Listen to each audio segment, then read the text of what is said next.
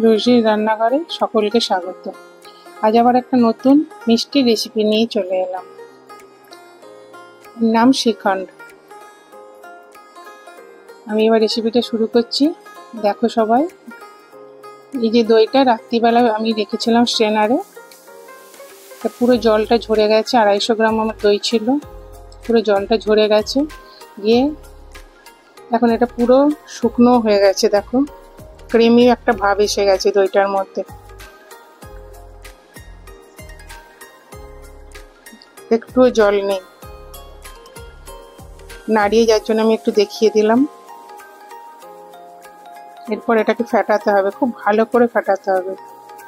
এই মিষ্টিটার সঙ্গে হয়তো অনেকেই পরিচিত নয়, শ্রীখণ্ড।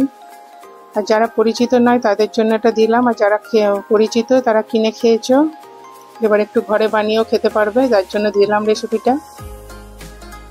করে সবাই খেয়ে দেখো, অসম্ভব সুন্দর খেতে হয়। একটু ভালো করে ফেটিয়ে নিতে হবে।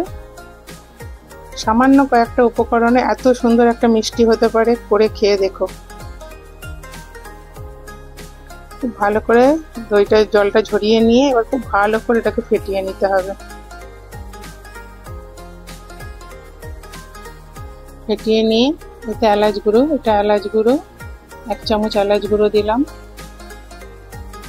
এটা আম দিয়ে, স্ট্রবেরি দিয়ে, সব দিয়েই হয়। আমি কেশর আর এলাচ দিয়েই করেছি। এটা চিনি গুঁড়ো, 2 চামচ চিনি দিলাম, গুঁড়ো চিনি দিলাম।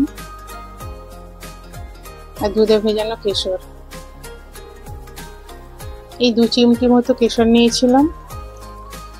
2 আঙুলের যে চিমটে হয় সেই চিমটে 2 চিমটে মতো কেশর 2 চামচ দুধের সাথে ভিজিয়ে রেখেছিলাম, ওটা অর্ধেকটা দিলাম।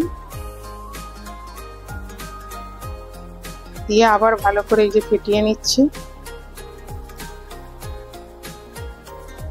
হয়ে গেল শ্রীখণ্ড। এটাকে এবার সার্ভ করে দিচ্ছি আমি।